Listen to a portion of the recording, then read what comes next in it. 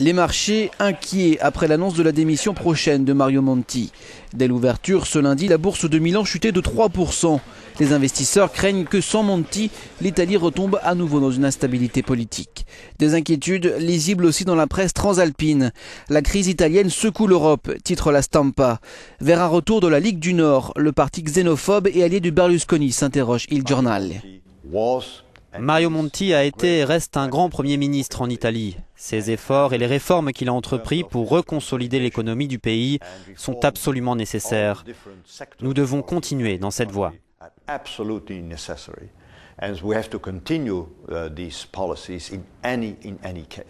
Mais sans le capitaine Monti, difficile de diriger le navire austérité.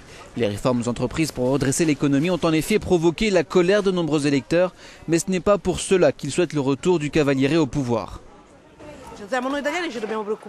En tant qu'Italiens, on doit s'inquiéter, pas à cause de la crise actuelle qui est grave, mais à cause de cet idiot de Berlusconi. J'aimerais vraiment que quelqu'un lui mette une bonne claque et lui dise « Allez, salut !» et retourne aux îles Caïmans.